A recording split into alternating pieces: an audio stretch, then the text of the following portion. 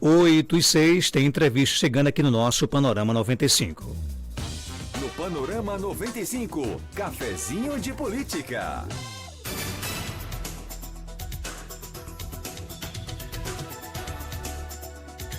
E no Cafézinho de Política de hoje, a gente tem a alegria de receber, né, hoje no estúdio virtual, ele está em Brasília, certamente, né, o deputado federal General Girão. Deputado, seja bem-vindo aqui ao nosso Panorama 95, bom dia.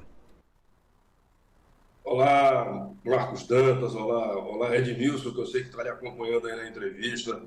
Um bom dia a todo o Seridom, especialmente um bom dia aos meus amigos, queridos amigos e amigas aí de Caicó. Estamos aqui em Brasília, sim. A sessão de ontem foi até 1h da manhã, meia-noite e 53 minutos no dia de hoje, trabalhando aqui, né? Mas vamos lá, vamos ao cafezinho. Deputado, como é que andam as discussões? A gente está vendo aí um início de gestão, né? Também, tanto no Legislativo como no Executivo, com pautas polêmicas, com discussões. Como é que está esse início de mandato? Vamos começar pelo Congresso Nacional. Olha, o que eu posso adiantar para vocês é que nós estamos vivendo o mês 6, né? Hoje, 1º de junho, começa o mês 6. Ontem, nós aprovamos a primeira medida provisória do governo Lula III. É muito tempo com o governo parado, só desfazendo o que estava sendo feito antes. Vocês imaginem só o grande prejuízo em relação, por exemplo, às pessoas, cidadãos e cidadãs que querem ter o direito de defesa. Os CACs, famosos CACs, colecionadores, atiradores e caçadores, que ganharam, desde antes ainda do Bolsonaro, ganharam na época do governo da Dilma, o direito de defesa, ganharam a possibilidade de terem as suas armas, de andarem com as armas em condições de se defenderem.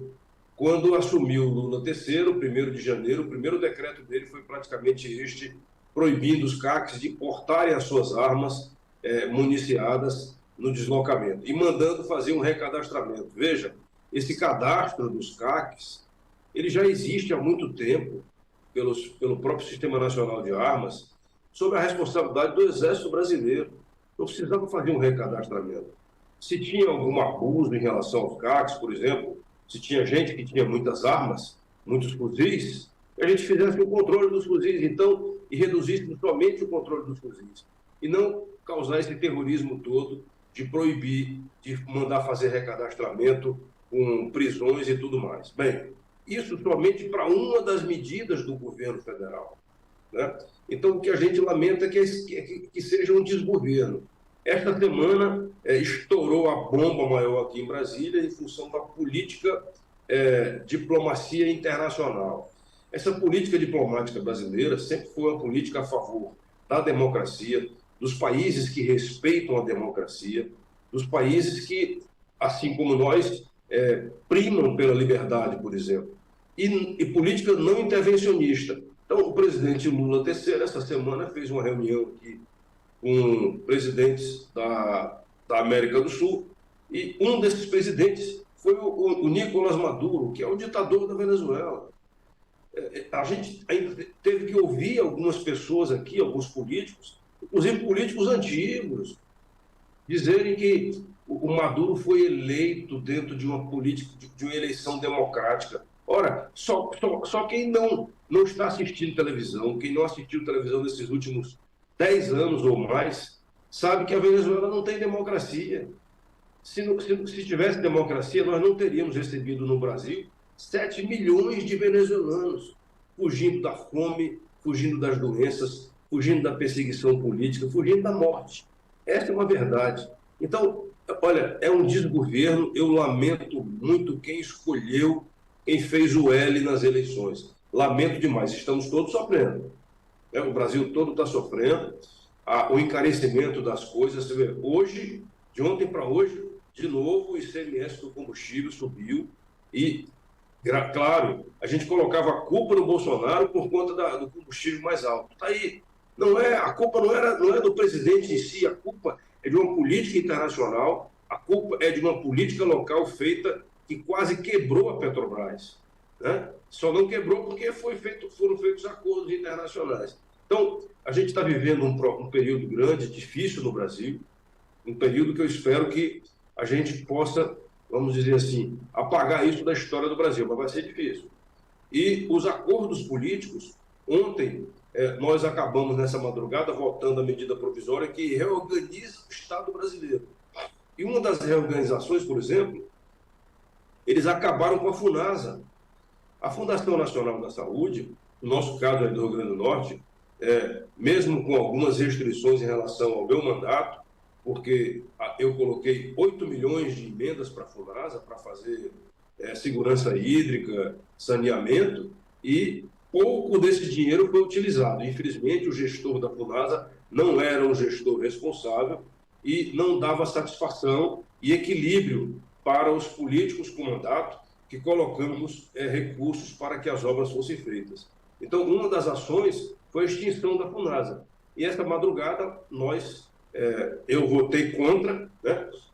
Os 4 deputados do PL aí no Estado votamos contra, mas os outros todos votaram a favor da extinção da FUNASA. Então, por favor, vocês que dependem da segurança hídrica, né? Vocês que dependem das ações da FUNASA, batam palmas para os políticos do PT, né? E do União Brasil que votaram a favor da extinção da FUNASA. Essa é uma realidade que a gente está enfrentando. Eu lamento muito isso aí. Mesmo sabendo que eu era contra o gestor da FUNASA, mas eu não podia aceitar que, por causa de um gestor, nós extinguíssemos um órgão. Então, é uma realidade da política nacional. E os acordos são feitos, envolvendo o quê? Envolvendo dinheiro, envolvendo liberação de emendas. Ora, a liberação das emendas, Marcos Dantas e todos que nos ouvem, ela não pode fazer parte de nenhum acordo. Por quê? Porque a liberação de emenda é obrigação. As emendas, elas fazem parte do orçamento federal, que é discutido na Câmara e no Senado, que é votado nessas duas casas. O Congresso Nacional, após aprovar o orçamento, ele encaminha para o presidente da República, que sanciona o orçamento. Isso tudo foi feito no ano passado, ainda com o presidente Bolsonaro. O orçamento que o Lula III está usando é o orçamento aprovado por Bolsonaro. Então, este orçamento, depois de sancionado, ele é colocado em execução no ano seguinte. E o Lula III está condicionando a colocação do orçamento em execução a que nós apoiemos as ações dele. Está errado. Eu não vou apoiar para receber dinheiro. Eu não vou apoiar para concordar com ações que eu não posso aceitar, como essa que eu falei da FUNASA, como essa que eu falei dos CACs. Então, é lamentável que a gente esteja vivenciando isso daí e, enfim, o embate político vai continuar aqui, o que depender de mim. Deputado, com relação a Caicó, né? Como é que está essa questão, por exemplo? Que obras, que emendas o senhor poderia destacar que Caicó tem recebido e que está se preparando para receber através do seu mandato? Olha, eu fico muito feliz aí dessa entrevista hoje, porque eu agradeço a você pelo espaço, agradeço mesmo do coração, porque essa semana, antes de ontem, nós informamos ao prefeito aí, doutor Tadeu, que foi liberado o segundo 1 milhão para a estrada do Distrito Irrigado do Sabugi. Então, a partir de hoje, os moradores do Sabugi, enfim, todos de Caicó, podem perguntar ao doutor Tadeu quando que vai começar a segunda parte da obra do Distrito do Sabugi. Aquele dinheiro que nós liberamos desde 2021. Somente hoje o governo liberou esse recurso. Tá? Então, mais 1 milhão que a gente vai fazer, que nós mandamos para Caicó para melhorar o acesso para o Sabugi. Mas não para aí, não para somente aí. Nós tivemos, vou especificar aqui para vocês, por exemplo, somente para a saúde, nós colocamos recentemente, vou ler aqui para que vocês possam saber, olha, a Associação dos Deficientes Físicos de Caicó está recebendo 30 mil e a Associação das Bordadeiras do Itãs também 30 mil, cada um desses aí, para melhorar as instalações. Asfalto, instalação na feira de artesanato, mais 100 mil. Pavimentação nas ruas da Vila Altiva, mais 400 mil. Mandei 2 desfibriladores para o hospital. Desfibrilador é aquele equipamento que se usa para tirar a pessoa que teve parada cardíaca. Mandei 100.038 para a reforma do mercado público, a Inês Borges, aí em Caicó. Mandei 158 mil para compra de um ultrassom diagnóstico sem aplicação transofágica. Então, aparelho de ultrassom para fazer os exames. Deixa eu ver aqui. Associação Comunitária do Perímetro Irrigado do Sabugi, 30 mil. As antena que nós botamos aí para Wi-Fi, né? Secretaria Municipal para compra de um carro estrada, um veículo para ação social, R$100.038. Média e alta complexidade para cirurgias eletivas aí, 150 mil, 200 mil para PAB, deixa eu ver aqui, vicinais, patrulha mecanizada, aquisição de trator agrícola e caminhão caçamba. Enfim, é muito dinheiro que a gente está colocando para Caicó, sempre para apoiar o município, e claro que indiretamente a gente está apoiando a gestão do prefeito atual, doutor Tadeu. Então, o que eu tenho feito ao longo desse nosso mandato, desde 2019, todo mundo sabe disso, apoiei o prefeito anterior aí, na verdade apoiei Caicó desde 2019. 2019 a gente botou muito recurso para ir. Botei 750 mil para o MAC e 300 mil para o PAB. Então, só em 2019 foi R$1.050.000 para a saúde, mais aquele primeiro 1 milhão para o distrito do Sabugi. Depois, em 2020, coloquei mais 500 mil para a PAB e 150 mil para transferência especial para instalar aquelas academias da melhor idade. Então, vejam, o que a gente está fazendo é apoiando os municípios. Eu acredito que vocês sabem, mas é uma prestação de contas que a gente precisa fazer sempre.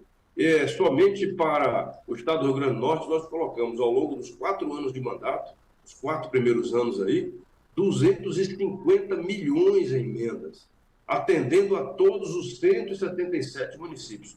Nenhum município do estado deixou de receber recursos. O Seridó recebeu uma boa quantia de recursos.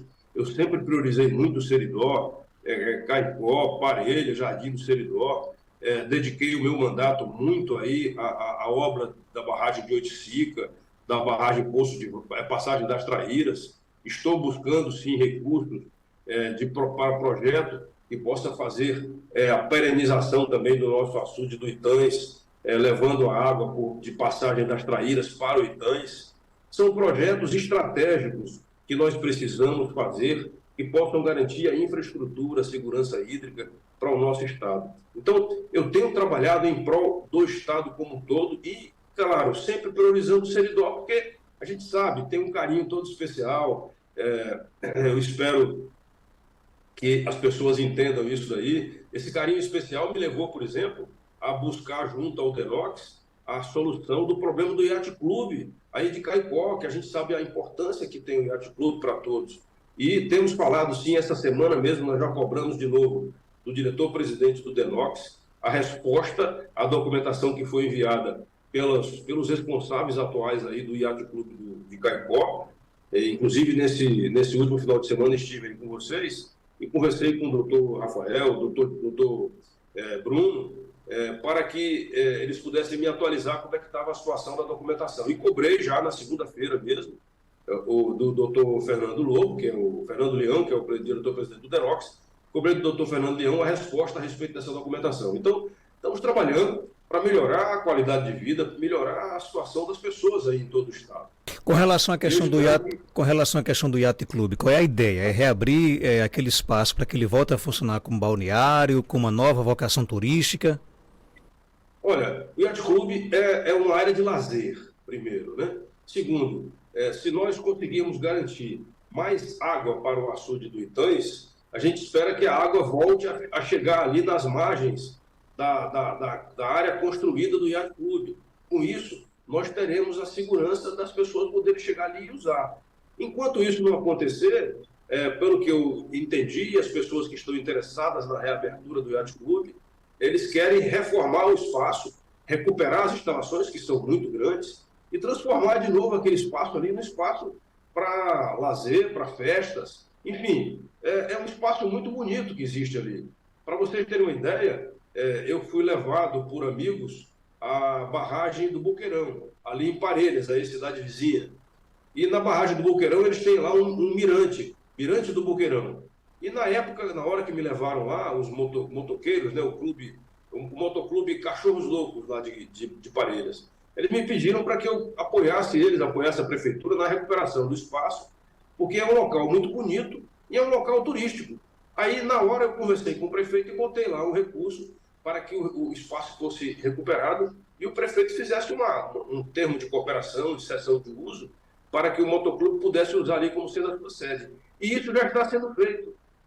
Então, o nosso trabalho é criar facilidades para que as pessoas possam chegar ao poder público, né, e conversar e fazerem o uso das instalações para melhorar a qualidade de vida de todo mundo. Então, eu fico feliz aí que as pessoas tenham se interessado novamente pelo Yacht Clube e estou mais feliz ainda de poder estar participando deste movimento para que a gente tenha a reabertura do Yacht Clube aí. Assim como também o Oiticica, né? O Oiticica a gente espera que seja concluída. A governadora Fátima insiste em não querer concluir o Oiticica. Ela já tem praticamente 2 anos que a obra está quase que totalmente parada e ela não faz nada. Não deposita a contrapartida de quase 20 milhões que está na mão do Estado. Não faz isso daí acontecer para que a barragem seja completamente fechada e que o lago de Oiticica possa estar completamente preenchido. Porque a partir desse momento, Marcos Dantas, eu tenho certeza absoluta que nós iremos, inclusive, mudar o regime pluviométrico daquela região toda, inclusive Caicó, que é muito próximo da área a ser alagada, né? Vai ter água acumulada, nós temos o sol o ano inteiro, então vai ter evaporação dessa água e a precipitação. A água, quando evapora, ela tende a precipitar também. Então, é a mudança do regime pluviométrico, é a melhoria da qualidade até do ar e do bem-estar das pessoas aí nessa nossa região.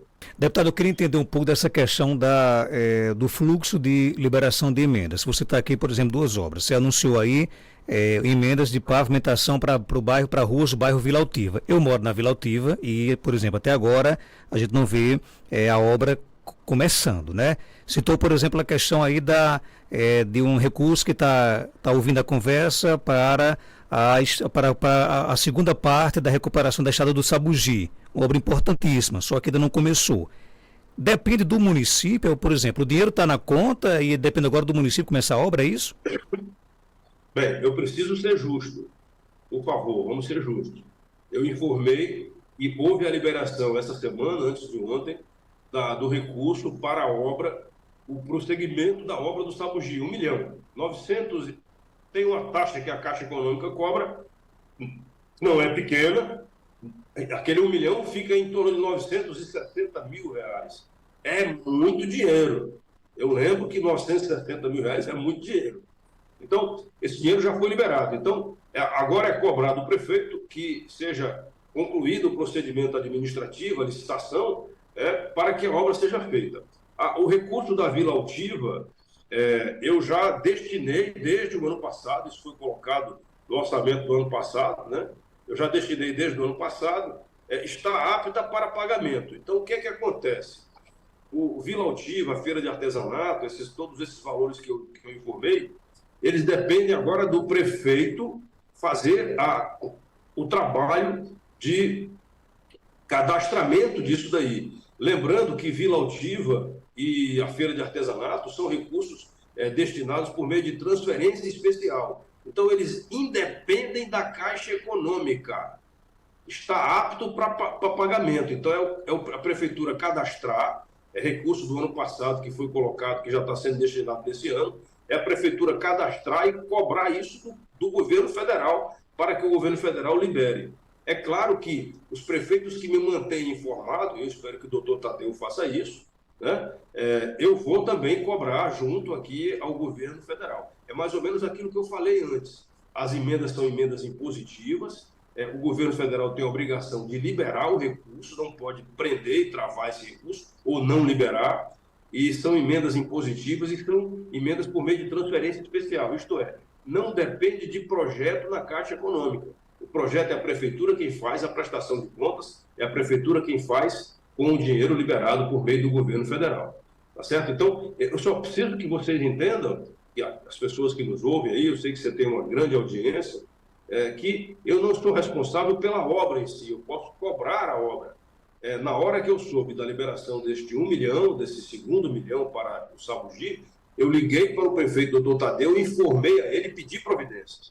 Então, isso é um trabalho que eu faço. Eu sei que cada prefeito tem o seu grau de responsabilidade administrativa, ele sabe que as contas dele serão fiscalizadas, responsabilidade política também, conosco que destinamos os recursos e com o maior responsável por tudo, que é a população, né? Os maiores beneficiados são as pessoas do povo. Então, eu sei que a responsabilidade política de dar satisfação é dele. E ele está sabendo dessa nossa entrevista hoje, com certeza absoluta, ele deve, na próxima vez que ele tiver um espaço público, ele vai dar conhecimento para todos vocês de como vai ser feita essa obra do Sabugi e da Vila Altiva. O nosso objetivo aqui jamais é criar dificuldades institucionais entre o deputado e o prefeito, mas eu pergunto, o senhor é satisfeito com a agilidade com que o prefeito de Caicó, doutor Tadeu, trata as suas emendas ou deveria ser mais ágil?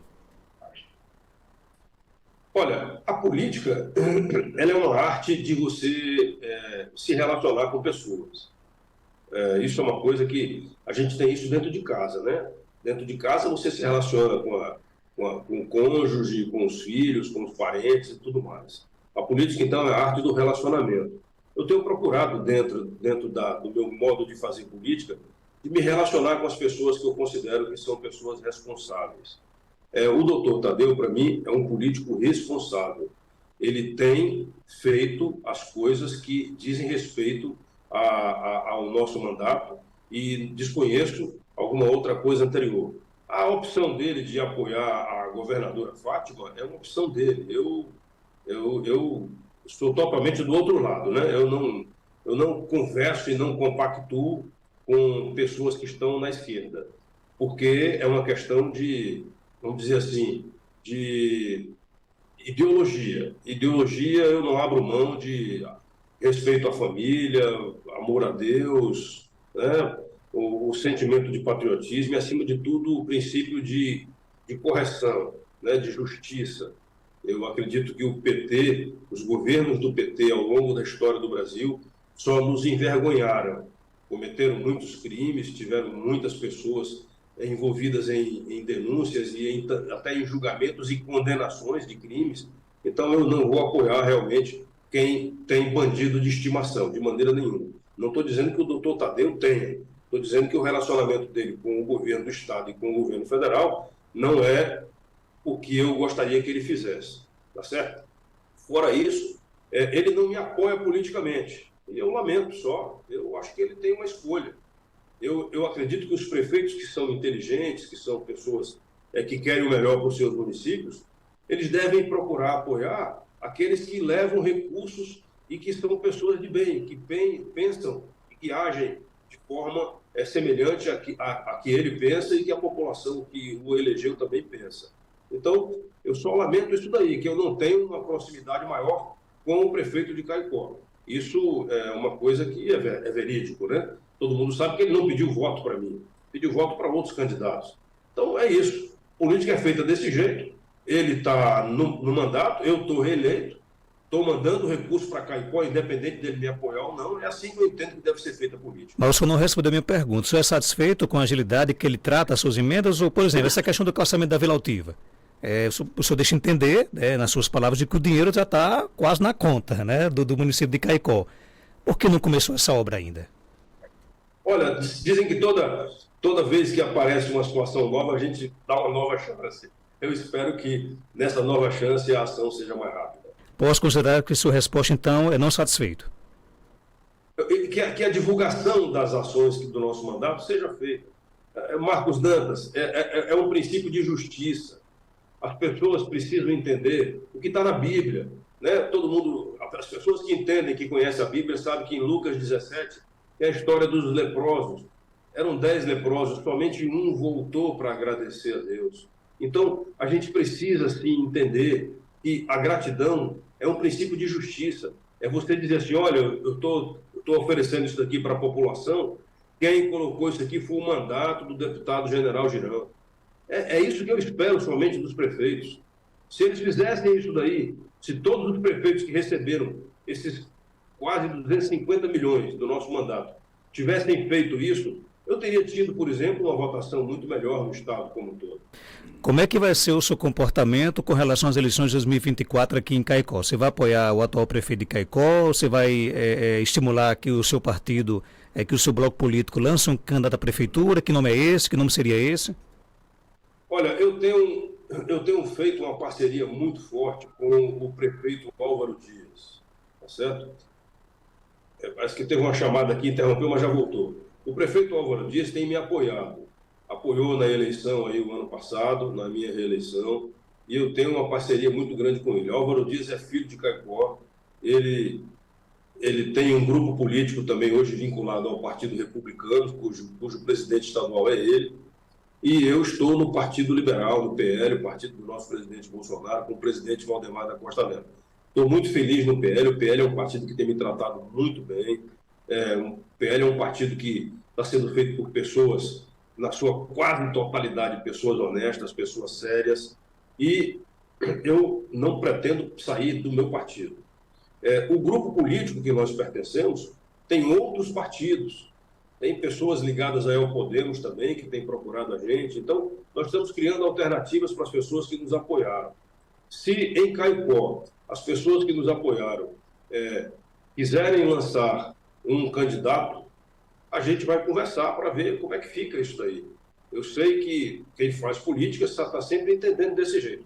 Eu só quero deixar claro para vocês o seguinte: eu não estarei participando de nenhuma ação política em Caicó ou em qualquer outro canto para apoiar alguém que esteja vinculado a um partido de esquerda. Isto é uma questão pessoal minha. Deputado, só para fechar aqui a nossa entrevista, é de sua autoria, inclusive, um projeto de lei, né, Lei Vini Júnior, né, que propõe que o racismo se torne crime desportivo hediondo. Nosso tempo está muito curto, queria que você, de forma bem resumida, falar da importância de um projeto como esse.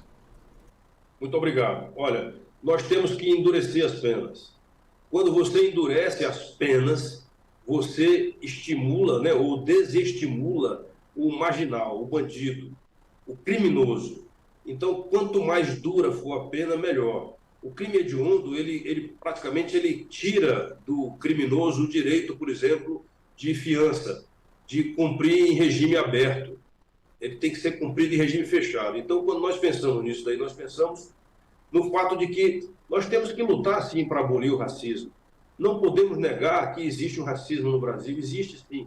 Não é grave como nos Estados Unidos, não está sendo manifestado como agora na Europa, na Espanha especialmente, contra o nosso jogador e o nosso atleta, o Vinícius Júnior. Então, quando eu soube dessa situação toda, eu pensei em endurecer as penas e a minha assessoria criou esse instrumento aí de apresentarmos ao CNJ, tá certo? Essa sugestão da transformação de um crime hediondo. Eu espero que eles sejam rápidos nisso daí.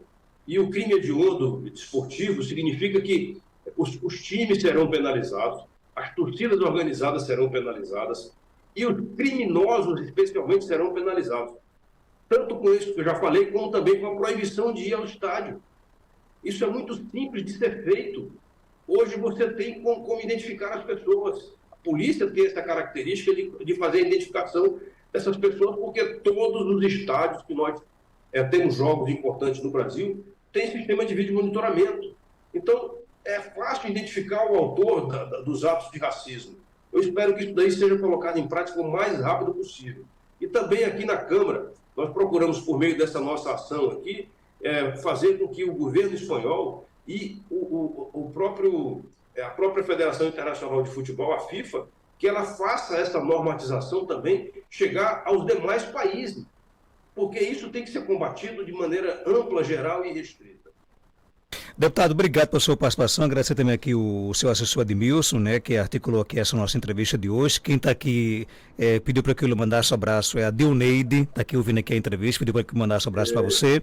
E algo mais a acrescentar, pode ficar à vontade, deputado Girão. Amigo, olha, o que eu quero dizer é o seguinte: a política é feita de pessoas, tá certo? São pessoas que compõem a política é feita de pessoas que conversam.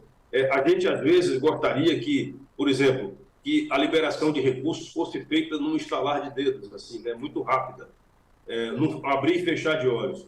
Isso não acontece desse jeito. Então, quem acredita no nosso mandato, quem tem paciência, quem tem condições de entender que nós estamos do lado certo, que não estaremos aliados a ninguém que seja contra a família, que seja contra o amor a Deus, que não seja patriota, a gente agradece, tá certo? Eu não peço apoio por favor, eu agradeço os apoios que chegam dentro das conversas políticas que nós fazemos. Agora, lamento quem desembarca. A gente sabe que a política é feita de embarques e desembarques. Eu lamento que as pessoas desembarquem. Eu já tive alguns apoiadores políticos aí em Caicó, por exemplo, que desembarcaram. Vez por outra, olham para mim assim, com um jeito meio de arrependido. O que eu posso fazer? Quem quiser voltar a embarcar comigo, vamos conversar. A gente faz a política desse jeito, é olho no olho, para que a gente possa entender as pessoas.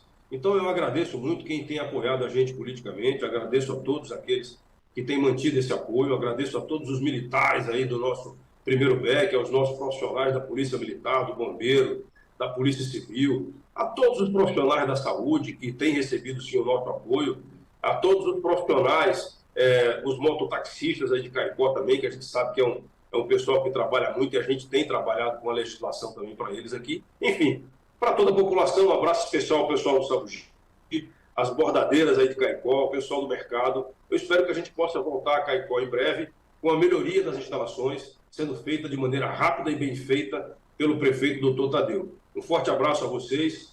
Junho começou hoje, então, é o 6º mês do ano, praticamente já é a virada do ano, e que Deus nos proteja, e que consiga iluminar o Lula terceiro para que ele pare de fazer besteira, para que ele pare de cometer abusos em nome da população brasileira e que a gente seja um Brasil, um país respeitado, tá bom? Um forte abraço a todos vocês e nos veremos na festa de Santana, se Deus assim permitir.